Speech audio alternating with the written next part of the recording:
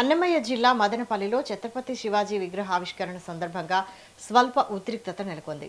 బస్టాండ్లో ఏర్పాటు చేసిన ఛత్రపతి శివాజీ విగ్రహాన్ని ఎమ్మెల్యే షాజహాన్ బాషా ఆవిష్కరించేందుకు వెళ్లగా స్థానిక వాల్మీకి సంఘం నాయకులు అభ్యంతరం వ్యక్తం చేస్తూ ఆయనను అడ్డుకున్నారు. ఆ సమయంలో అక్కడ ఉద్రిక్త వాతావరణం నెలకొంది. ఆ ప్రాంతంలో ఎన్నో ఏళ్లుగా వాల్మీకి మహర్షి విగ్రహం ఉందని వాల్మీకి సంఘం నాయకులు తెలిపారు. అదే ప్రదేశంలో దాని వెనక మరో విగ్రహాన్ని ఏర్పాటు చేయడం సరికాదని అభ్యంతరం వ్యక్తం చేశారు. వాల్మీకి మహర్షి విగ్రహానికి ఉన్న ప్రాధాన్యతను తగ్గించేలా చర్యలు ఉండకూడదని కోరారు. అనంతరం వాల్మీకి సంఘం నాయకులతో చర్చలు జరిపి వారి ఆందోళనలను విన్నారు. తర్వాత ఎమ్మెల్యే షాజహాన్ బాషా ముందుగా వాల్మీకి మహర్షి విగ్రహానికి పూలమాల వేసి నివాళులర్పించారు.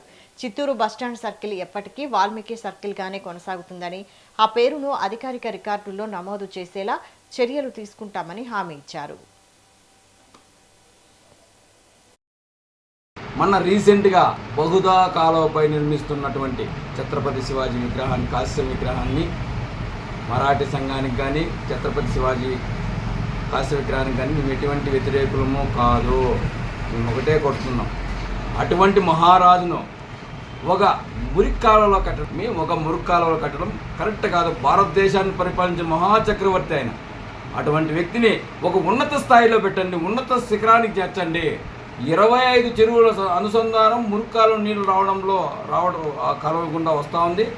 దాన్ని కరెక్ట్ ప్లేస్ కాదు అది. అటువంటి మహారాజుని కించపరిచే విధంగా పాలకులు, అధికారులు నిద్రమత్తులో ఉండి ఆ యొక్క మహారాజుకు పేరును పక్కన పెడుతున్నారు. ఇది కరెక్ట్ అయిన పద్ధతి కాదు, కరెక్ట్ అయిన ఇది కాదు.